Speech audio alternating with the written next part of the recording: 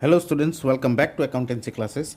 आज का जो वीडियो है वो मैं बोर्ड में नहीं नोटबुक में करने वाला हूँ, क्योंकि मैं कहीं ऐसे जगह पे हूँ जहाँ पे अभी मेरे पास वाइट बोर्ड या ब्लैक बोर्ड अवेलेबल नहीं है। तो वीडियो जो है वो आप टॉपिक जो लिखा हुआ है उसको देख के आप समझ ही गए होंगे किस टॉपिक से रिलेटेड है। ये है गुड्स एंड सर्विस टैक्स यानी कि जीएसटी से रिलेटेड, और हम लोग जर्नल एंट्री पास करेंगे बाय लिवाइंग टैक्स, मतलब जीएसटी लगा के हम लोग जर्नल एंट्री करेंगे। उससे पहले, जर्नल एंट्री जानने से पहले, मैं आपको गुड्स एंड सर्विस टैक्स कैसे होता है, इम्प्लीमेंट कैसे होता है और क्या क्या है इससे ज़रूरी, वो मैं आपको अभी बताऊंगा। तो चलिए देर नहीं करते करते वीडियो को फटाफट शुरू करते हैं। ओके, सबसे पहले है goods and service tax. Goods and service, जो भी गुड्स आप खरीदते हैं या सेल करते हैं, परचेज करते हैं या सेल करते हैं, या सर्विस आप रेंडर करते हैं, उसके ऊपर टैक्स। तो ये tax one nation one tax है, क्योंकि ये टैक्स जो है ये इसमें कोई डिस्टिंक्शन नहीं किया जाता है, हर गुड्स एंड सर्विस में ये टैक्स लागू होता है। और ये सिंगल टैक्स भी कहा जाता है इसको, क्योंकि ये एक ऐसा टैक्स है जिसमें मैन्युफैक्चरिंग करने से लेकर ये सामान कस्टमर पहुंचने तक हर जगह लागू होता है ये टैक्स, और इसका फाइनल पेमेंट करता है कस्टमर। यानी कि इस टैक्स में मिडिलमैन बहुत होते हैं। देखिए, मैन्युफैक्चरिंग करने के बाद ये सामान जाता है मिडिलमैन के पास, फॉर एग्जांपल एजेंसी के पास जाता है, फिर एजेंसी ले जाता है इसे होलसेलर के पास, फिर होलसेलर ले जाता है इसके रिटेलर के पास, फिर रिटेलर से ख़रीदता है फाइनल कंज्यूमर, जिसको मैं कस्टमर कह रहा हूँ। जो सामान को कंज्यूम करता है वो है कंज्यूमर। तो कंज्यूमर से जो फाइनल कंज्यूमर है वो ही आपका सारा का सारा टैक्स, ये पूरे स्टेज में जो भी टैक्स लगा है वो सारा का सारा टैक्स फाइनल कंज्यूमर ही पे करता है। ठीक है, तो ये हो गया आपका जीएसटी का तरीका, स्टेप्स। अब इसमें हमें बताना हूँ, मैं आपको एक चीज़ बताता हूँ। देखिए, टैक्स दो तरह से लगता है। एक होता है इंट्रा स्टेट सप्लाईज के ऊपर,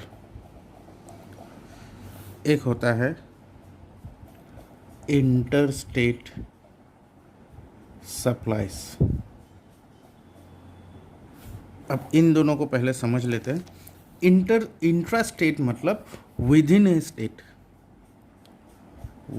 स्टेट, मतलब एक ही स्टेट में। मान लीजिए महाराष्ट्र एक स्टेट हो गया। अब इस स्टेट में मान लीजिए ये सामान मैन्युफैक्चर हुआ और इसी स्टेट में ये सामान कंज्यूम हुआ, मतलब जहाँ से बना वहीं पे सेल हुआ, जहाँ से परचेज हुआ वहीं पे सेल हुआ। ये हो गया विद इन द स्टेट, मतलब अपने ही स्टेट में, वहाँ महाराष्ट्र में ही सामान को परचेज किया गया और महाराष्ट्र में ही सामान को सेल किया गया। That is called intra state supplies. अब इस केस में जो टैक्स है वो गवर्नमेंट को दो कैटेगराइज में, उसमें एक सेंट्रल गवर्नमेंट को भी टैक्स मिलेगा और स्टेट गवर्नमेंट को भी टैक्स मिलेगा। अब मान के चलिए कि टैक्स रेट है 12%। ठीक है, तो 12% अगर टैक्स रेट है, ये 12% अकेला महाराष्ट्र गवर्नमेंट को नहीं मिलेगा, इसमें सेंट्रल गवर्नमेंट को 6% मिलेगा और स्टेट गवर्नमेंट को 6% मिलेगा। जो सेंट्रल गवर्नमेंट को टैक्स मिलता है उससे कहा जाता है CGST, यानी कि central goods and service tax. इसी तरह जो स्टेट गवर्नमेंट को टैक्स मिलता है उसे कहा जाता है SGST, यानी कि state goods and service tax. ठीक है, ये हो गया जब इंट्रा स्टेट सप्लाईज होता है। तो जब मतलब एक ही स्टेट में प्रोड्यूस होके एक ही स्टेट में सेल हो जाता है वो प्रोडक्ट, तब हमें दो गवर्नमेंट को दो कैटेगराइज में टैक्स को पे करना। जो भी टैक्स रेट उस प्रोडक्ट में है, सपोज 12% है तो उसका हाफ 6, अगर 18% हुआ तो 9, 28% हुआ तो 14। इस तरह से टैक्स को डिवाइड किया गया। दो पार्टी को मिलता है, स्टेट गवर्नमेंट को भी मिलता है, सेंट्रल गवर्नमेंट को भी मिलता है। और इंटर स्टेट में क्या होता है, इंटर स्टेट सप्लाई में गुड्स दो स्टेट, एक हो गया महाराष्ट्र मान लीजिए, और दूसरा कोई भी आप दूसरा स्टेट ले लीजिए, सपोज बिहार। तो ये महाराष्ट्र और बिहार दो स्टेट इसमें इन्वॉल्व है। मान लीजिए महाराष्ट्र में प्रोड्यूस हुआ या मैन्युफैक्चरिंग हुआ या परचेज़ हुआ और यहाँ से प्रोडक्ट बेचा गया बिहार में। इस केस में अब किससे टैक्स मिलेगा, बिहार गवर्नमेंट को कि महाराष्ट्र गवर्नमेंट को? तो इस केस में टैक्स जो है वो सारा का सारा सेंट्रल गवर्नमेंट को मिलता है और ये सारा टैक्स को इंटीग्रेटेड जीएसटी कहा जाता है, यानी कि आईजीएसटी। ओके, इसमें क्या होता है आईजीएसटी में, इसमें सारा का सारा सेंट्रल को जाता है, यानी कि अगर 12% इसका टैक्स रेट है, ये 12% पूरा सेंट्रल गवर्नमेंट को ही मिलेगा, स्टेट गवर्नमेंट को इसमें टैक्स नहीं मिलता है। ठीक है, दैट मीन्स अगर इंटर स्टेट सप्लाई हुआ तो टैक्स सेंट्रल गवर्नमेंट को मिलेगा फुल जितना है उसका रेट, और अगर इंट्रा स्टेट लगा तो उसमें टैक्स जो है डिविजिबल हो जाएगा दो पार्टीज में, half half 6% 6% as per our example. तो ये हो गया आपका जीएसटी के बारे में, मैंने इंट्रा और इसके बारे में बताया। अब आप एक चीज़ और देख लीजिए, जब आप गुड्स परचेज करते हैं तो क्या होता है, परचेज करने पे आपको देना पड़ता है टैक्स। ठीक है, तो ये जब आप परचेज करते हैं इसे कहते हैं इनपुट जीएसटी। अब आईजीएसटी लगेगा कि एसजीएसटी या सीजीएसटी लगेगा वो डिपेंड करेगा इंटरस्टेट।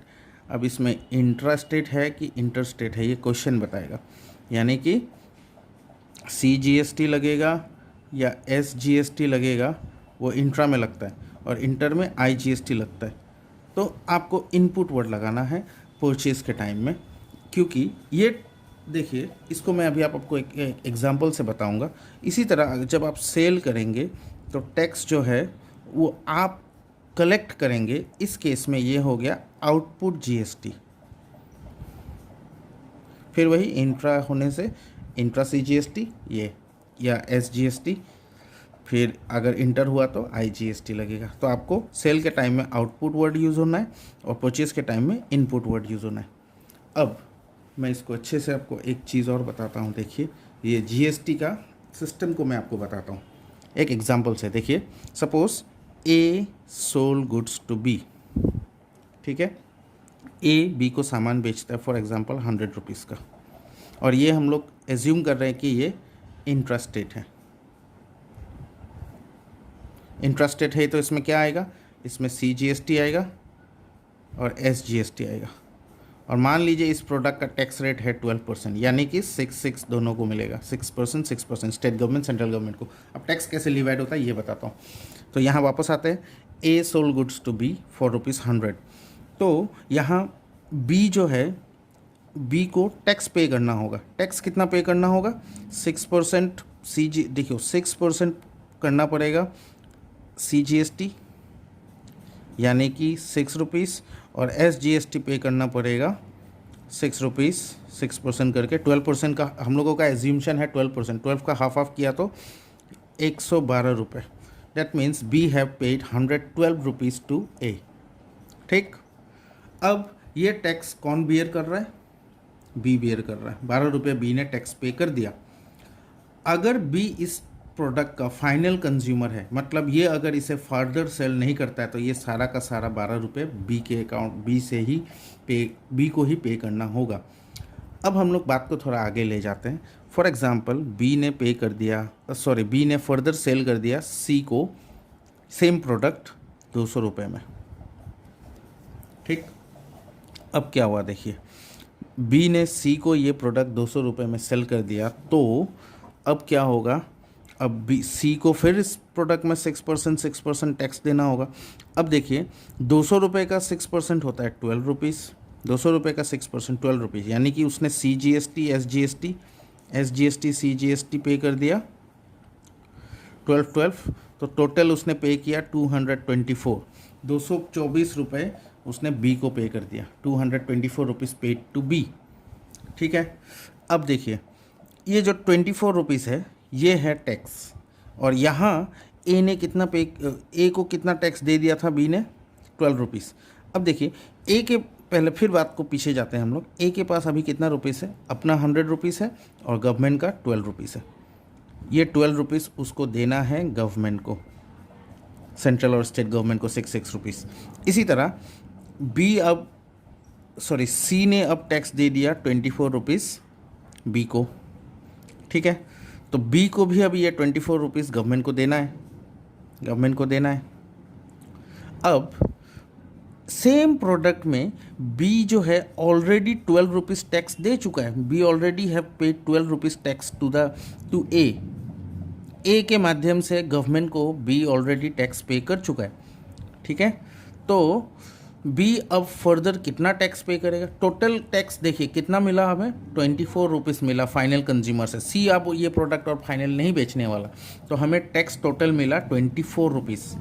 24 रुपीस जो टैक्स मिला, ये 24 रुपीस गवर्नमेंट को जाएगा, जिसमें से B have already paid 12 rupees. तो अब गवर्नमेंट को बी जो है, बी के पास अभी 24 रुपीस है टैक्स का, जिसमें से 12 रुपीस उसने ऑलरेडी पे कर दिया। अब और जो 12 रुपीस रिमेनिंग है, ये वो गवर्नमेंट को पे करेगा। That means 24 rupees already he have paid 12 rupees, now he will pay the balance amount 24 rupees, वो गवर्नमेंट को पे करेगा, ठीक है। तो इस तरह ये जो टैक्स है फाइनल कंज्यूमर, यानी कि हमारे एग्जाम्पल के हिसाब से सी को ही पे करना पड़ता है। बी ने जो टैक्स पे किया था ए को 12 रुपीस, वो सी से कलेक्ट कर लेता है, और सी से सिर्फ 12 रुपये नहीं, वो जिस दाम पे बेचा है उस दाम का टैक्स कलेक्ट कर लेता है। तो उसमें से 100 रुपीज़ का टैक्स 12 रुपीस वो ऑलरेडी पे कर चुका था, एक्स्ट्रा 100 में जो बेचा उसका टैक्स 12 रुपीस वो सी से कलेक्ट करके गवर्नमेंट को दे देता है। तो this system is called GST. I hope इसको आप समझ गए होंगे। अब मैं आपको कुछ और बात बताता हूँ जीएसटी से रिलेटेड, देखिएगा।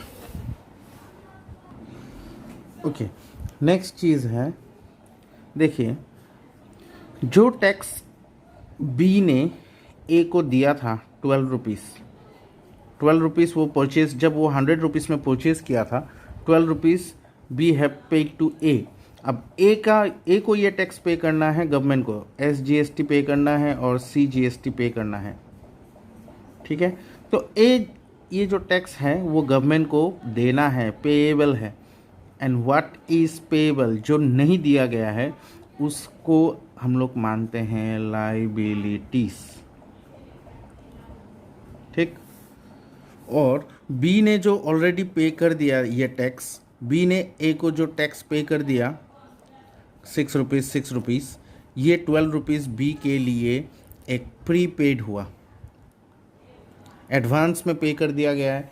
क्योंकि देखिए बी अब वो सामान सी को बेचा था 200 रुपये में, 200 में बेचने के बाद उससे 12 रुपीस और 12 रुपीस 24 रुपीस कलेक्ट किया गया है। तो यहाँ बी ए को ऑलरेडी 12 रुपीस पे कर चुका है, विच इज़ प्रीपेड एक्सपेंसेस, और प्रीपेड एक्सपेंसेस एक एसेट है, ठीक है। तो जो टैक्स ऑलरेडी पे कर चुका गया, पे कर दिया गया है, उसे हम एसेट मानते हैं। और ए जो है वो टैक्स अभी गवर्नमेंट को दिया नहीं है, जब गवर्नमेंट को पे कर देगा तब वो एक्सपेंसेस कहलाएगा। लेकिन फ़िलहाल के लिए ए जो है पैसा नहीं दिया है गवर्नमेंट को, वो उसके लिए एक लाइबिलिटी है। और लाइबिलिटी को हम लोग मॉडर्न अप्रोच के रूल से करते हैं क्रेडिट। लाइबिलिटी जब इंक्रीज़ होता है तो क्रेडिट करते हैं, और एसेट जब इंक्रीज़ होता है तो डेबिट करते हैं। यानी कि जब आप सामान परचेज़ करेंगे तो इसका जर्नल एंट्री क्या होता है, purchase account debit to, cash में लिया तो कैश अकाउंट, या कोई आदमी को, जैसे इस एग्जांपल से देखें तो परचेज, जब हम लोग सामान डेबिट करते हैं परचेज अकाउंट डेबिट होगा, और हम लोगों ने किससे ख़रीदा था, ए से, ये हो गया। तो इसमें ए से हम लोग 100 रुपीज़ में खरीदे थे और 100 रुपीज़ में खरीदे थे, ये हमारा नॉर्मल एंट्री था। अब जीएसटी अगर हम लोग इंक्लूड करें तो इसका जर्नल एंट्री क्या होगा, ये कुछ इस तरह होगा। देखिए, परचेज अकाउंट डेबिट, 100 रुपीज़ का सामान हम लोगों ने ए से ख़रीदा टू ए से हम लोगों ने 100 रुपीज़ का सामान ख़रीदा, जिसमें हम लोगों ने टैक्स पे किया। क्या क्या टैक्स पे किया, SGST और CGST। जैसा कि मैंने बताया बी के बुक्स, ये हम लोग बी के बुक में एंट्री कर रहे हैं, तो बी के लिए जो टैक्स उसने पे कर दिया वो एसेट है, और एसेट अगर इंक्रीज होता है तो डेबिट होता है, तो उस हिसाब से SGST और CGST अकाउंट डेबिट होगा, डेबिट होगा। और जब परचेज करते हैं तो इसमें आप लगाएंगे input CGST, input SGST, input SGST, input CGST। हम लोगों ने टैक्स कितना दिया था, 12% रेट था, 6% होने से 6 रुपीज़ 6 रुपीज़, और दोनों का टोटल 112 रुपीज़ ए को दिया गया। ये होगा नॉर्मल एंट्री। और अब वही प्रोडक्ट बी जो है किसको सेल किया, सी को, तो सेल करने का नॉर्मल एंट्री ये हो गया आपका GST वाला एंट्री।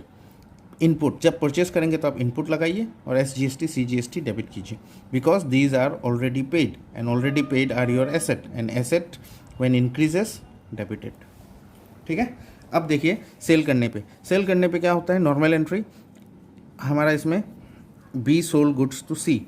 ओके, सी को सेल किया तो C debit to sales account, ये होता है हमारा नॉर्मल एंट्री। कितने में सेल किया था, 200 रुपये में, 200 रुपीज़ में सेल किया था, 200 रुपीज़ में सेल किया था।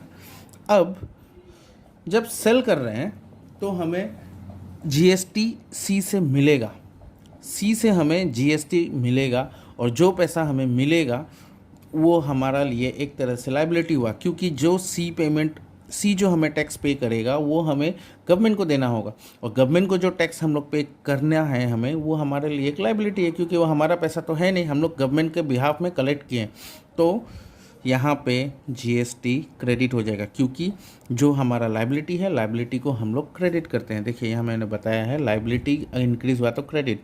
अब बी जो है सी से जितना पैसा मिलना है वो पैसा यहाँ पे आएगा, तो इसका एंट्री होगा आउटपुट SGST आएगा टू आउटपुट CGST आएगा।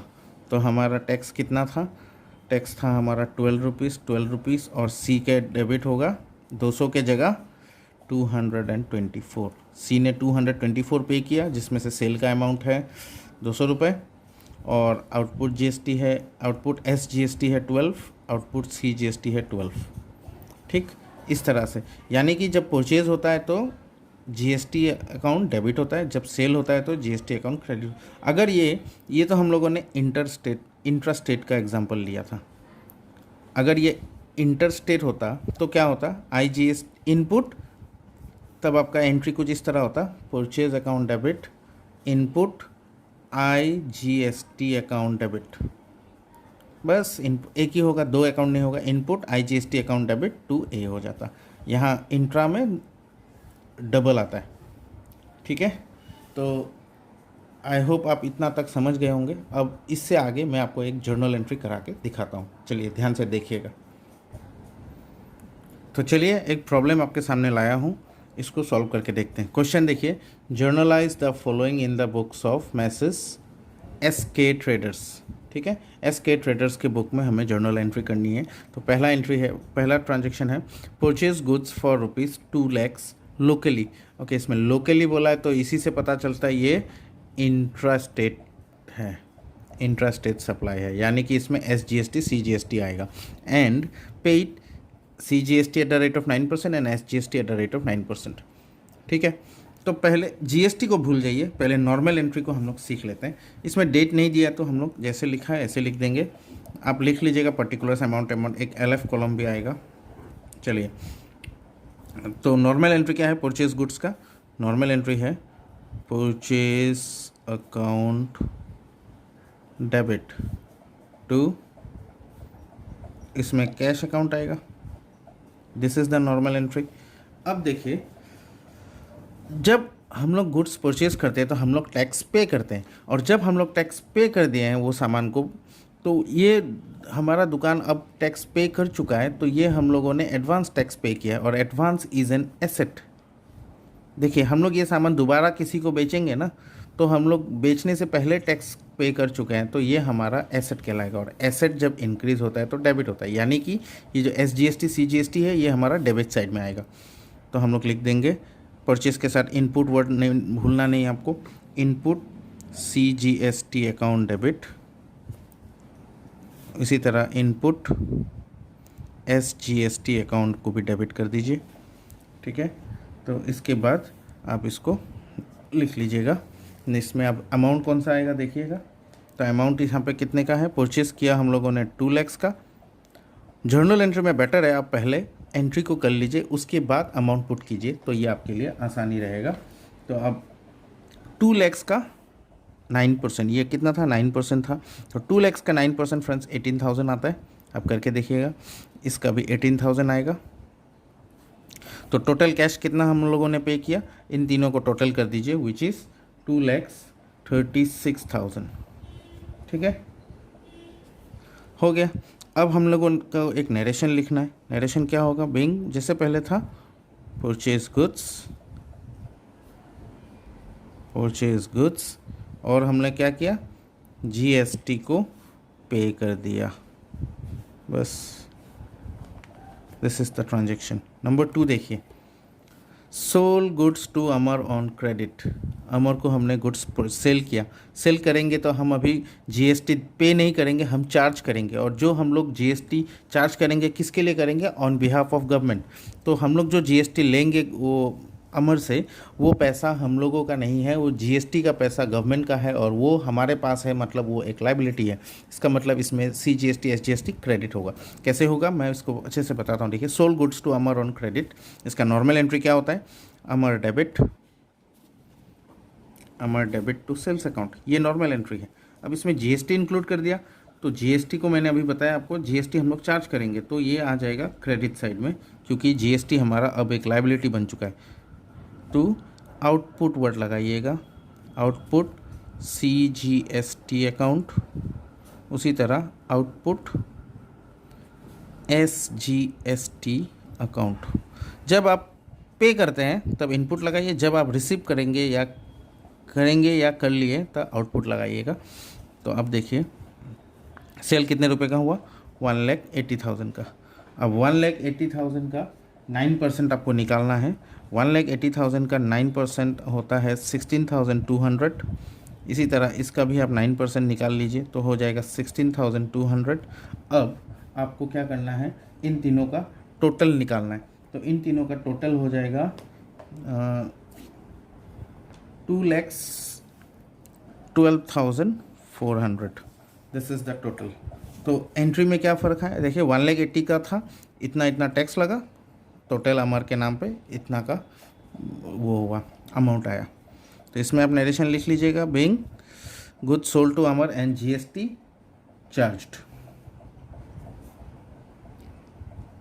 अब GST चार्ज किए इस पर, या being goods sold to Amar and GST charged, ठीक है। थर्ड एंट्री करके देखते हैं। आप देखिए, थर्ड एंट्री क्या बोल रहा है, sold goods amounting to 1,20,000 at the rate of 5% trade discount and charge GST at the rate of 9% and SGST at the rate of 9%। Okay, CGST SGST को बाद में बताते हैं फ्रेंड्स, पहले नॉर्मल एंट्री देखिए, सोल गुड्स अमाउंटिंग टू इतना at a rate of 5% trade discount. Okay, एक चीज़ आप ध्यान रखिएगा, ट्रेड डिस्काउंट को हम लोग जर्नल में शो नहीं करते हैं, नहीं भी करेंगे तो भी चलेगा। तो इसका नॉर्मल एंट्री क्या होगा, सोल गुड्स करेंगे तो आपके पास कैश आएगा, कैश अकाउंट डेबिट, और अगर हम लोग ट्रेड डिस्काउंट सेल शो नहीं करेंगे तो इसमें आएगा सेल्स अकाउंट। ट्रेड डिस्काउंट को सेल नॉर्मली शो नहीं किया जाता है क्योंकि वो ऑलरेडी कटा होता है। तो अब देखिए, इसमें 1,80,000 था, सॉरी 1,20,000 था, 1,20,000 का आप पहले 5% निकाल लीजिए, जो आएगा उसमें से 1,20,000 को आपको माइनस करना है। तो इसका 20% 5 आप निकालेंगे तो आएगा ये 6,000, ठीक है। तो 6,000 आपको डिस्काउंट मिला, इसका मतलब आपने सामान कितने में ख़रीदा, 1,20,000 में का 6% ट्रेड डिस्काउंट ये आप माइनस करेंगे तो आप सामान को बेचे हैं 1,14,000 में, ठीक है। मतलब 1,14,000 आपको कैश रिसीव होना है। अब इसमें आपको इतना ही नहीं, इसके साथ आपको जीएसटी भी इंक्लूड करना है। सेल करने में आप जीएसटी चार्ज ज़रूर करेंगे, तो आउटपुट SGST, आउटपुट CGST, इस तरह से आउटपुट SGST CGST दोनों को इंक्लूड कीजिए। कितना है? 9%। 9% कौन से अमाउंट में? इस अमाउंट में, ना कि 1,20,000 पे। तो इसमें हम लोग अगर टैक्स लगाएंगे तो ये आ जाएगा आपका, मैं रफली कर लेता हूँ यहाँ पे, मैं आपको दिखा रहा हूँ। तो इसका आ रहा है मेरा 10,260, इसका आ रहा है 10,260। तो इन दोनों का टोटल जो आएगा उसको हम लोग डाल देंगे डेबिट साइड में, जो कि होगा 1,34,520, ठीक है। तो इसमें हम लोग कैश को डेबिट करेंगे। देखिए, ये ट्रेड डिस्काउंट को नॉर्मली हम लोग यहाँ इंक्लूड नहीं करते हैं सेल के साथ, तो ट्रेड डिस्काउंट को हम लोग हटा दिए हैं। ट्रेड डिस्काउंट 6,000 था, उसको हम लोगों ने माइनस करके सेल हुआ 1,40,000। अब 1,14,000 के ऊपर टैक्स लगाया, 10,260 आया। इन दोनों का टोटल कैश में आ गया, ठीक है। अब नेक्स्ट करते हैं, नेक्स्ट है आपका paid legal charges ₹8,000 and was charged GST. Assume SGST 6% and CGST 6%. Okay, legal charge आप पे कर रहे हैं तो आपके ऊपर चार्ज लगा है, आपको टैक्स पे करना है। टैक्स जब आपको पे करना है तो इनपुट GST आएगा, ठीक है। तो पहले नॉर्मल एंट्री क्या होगा? लीगल चार्जेस का, पेड लीगल चार्जेस, इसका एंट्री होता है legal charges account debit to cash account. तो मैं इसको थोड़ा दूर लिख लेता हूँ क्योंकि इसमें वो भी आएगा, तो कैश अकाउंट। अब जैसे ही आप पे कर रहे हैं तो आपको टैक्स देना पड़ेगा, टैक्स देना पड़ेगा। तो input SGST account debit, input CGST account भी डेबिट, ठीक है। इसमें डेट नहीं है तो मैं 4 लगा रहा हूँ। अब देखिए, लीगल चार्जेस है आपका 8,000 रुपीज़, टैक्स 6%, यहाँ भी 6%, ये समझाने के लिए लिखा हूँ आपको, ठीक है। इसमें एज्यूम किया टैक्स, ये टैक्स रेट ऐसा एज्यूम किया गया है, क्वेश्चन में जैसा है मैंने वैसे लिखा है। तो इसका टैक्स आएगा 480 रुपीज़, 6% 8,000 का, इसका भी 480 रुपीज़। इन दोनों को टोटल कर दीजिए तो ये आ जाएगा आपका 8,960। नरेशन क्या लिखेंगे? Being legal charge paid and GST charge, being legal charges paid and GST charged, and GST charged, ठीक है। तो इस तरह से हम लोग GST का प्रॉब्लम सॉल्व करते हैं। आई होप आपके लिए ये वीडियो हेल्पफुल रहा होगा। इसको आप देखिएगा, सॉल्व कीजिएगा, और इसके जैसा प्रॉब्लम्स और भी आप ज़्यादा सॉल्व कीजिएगा। एग्ज़ाम ओरिएंटेड है और ये बहुत ही इंपॉर्टेंट है।